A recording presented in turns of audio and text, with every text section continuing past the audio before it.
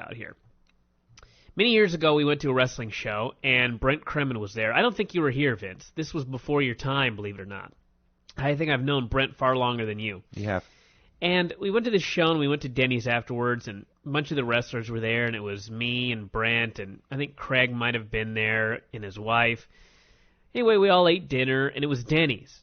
That was the first mistake we made, was going to Denny's. Second mistake was going there at 12 o'clock in the morning, 12 a.m., midnight.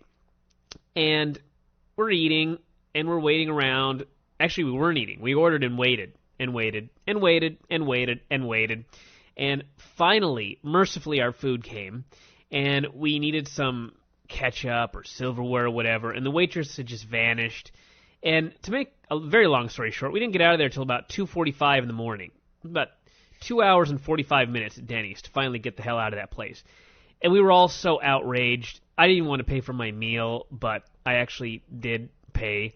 And everyone just left. No tip, nothing whatsoever.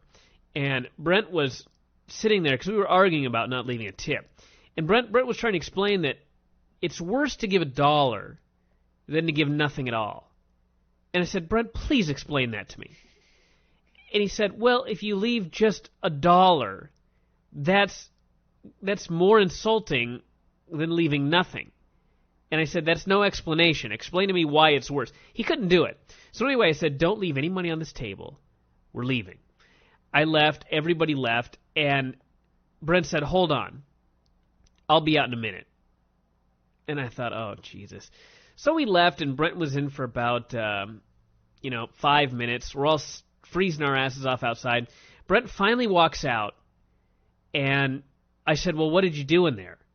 And he goes, well, I found our waitress, and I gave her a piece of my mind.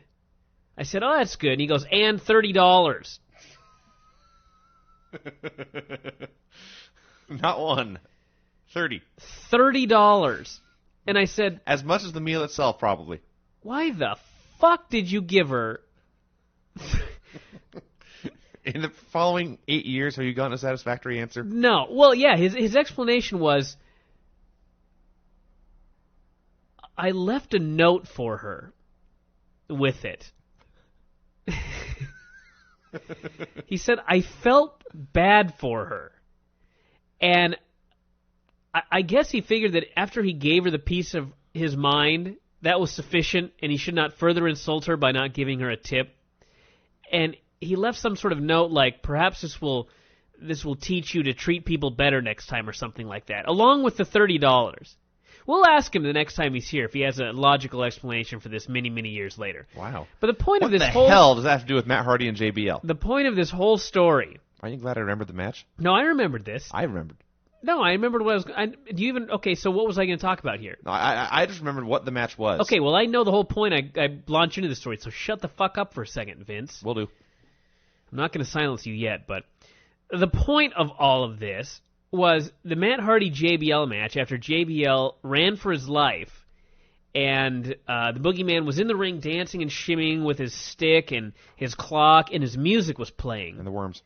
They didn't just end it like they normally do with these sports entertainment finishes. The match just wasn't immediately thrown out.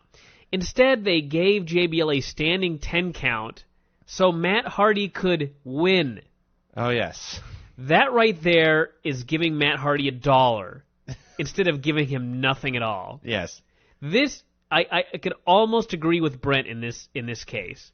They just wanted to give an extra special fuck you to Matt Hardy by letting him win. Via count-out. Now he can't complain, you see. We're going to let you win. He went over. He can't complain. And this was how it was done. So, yes, that whole story, admitted, it all tied together. It does. Thank you very much. And you may be right. So anyway, don't let me forget to ask Brent next time about the Denny's incident and why he did what he did. So, and by the way, that's the most horrific idea for a feud that I've ever heard of. JBL and the Boogeyman. The stiffest guy on the SmackDown roster versus the most fragile man on the SmackDown roster. Doom is coming.